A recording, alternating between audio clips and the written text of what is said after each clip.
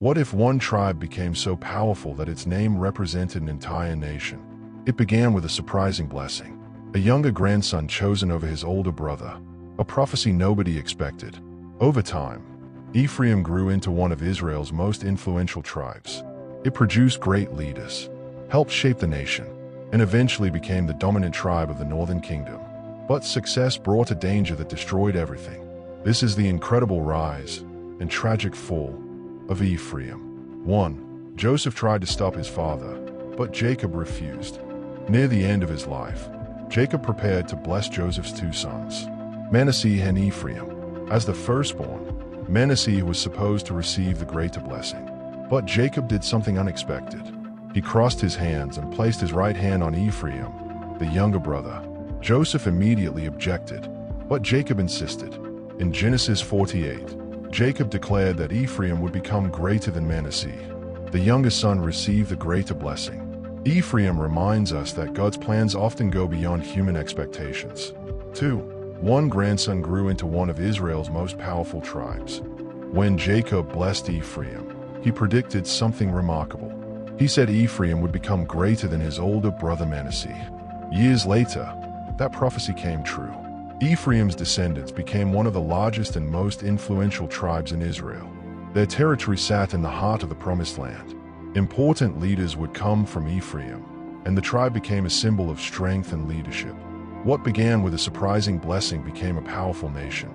Ephraim reminds us that God's promises often take years to unfold, but they never fail. 3. What if one tribe produced Israel's next great leader? Among all the descendants of Ephraim, one man would change Israel's history forever. His name was Joshua. Joshua was chosen as one of the 12 spies sent into the Promised Land. While most of the spies were afraid, Joshua trusted God's promise.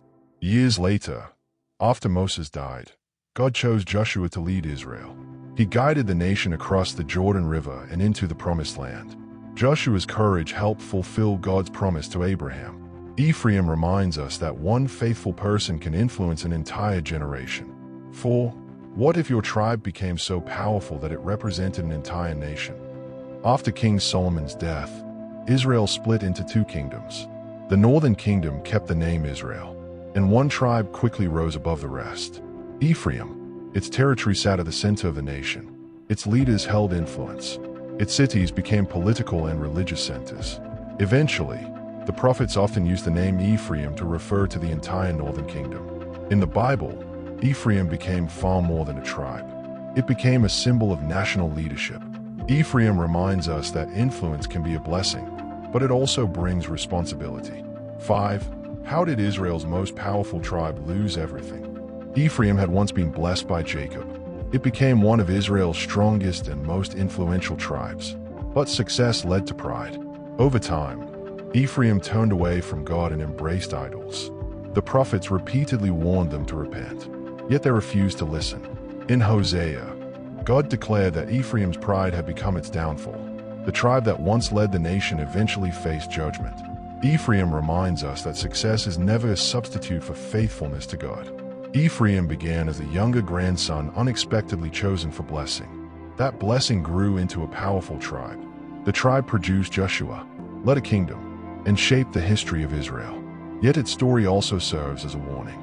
Because the greatest threat to God's people is often not weakness, but forgetting the God who gave them their strength.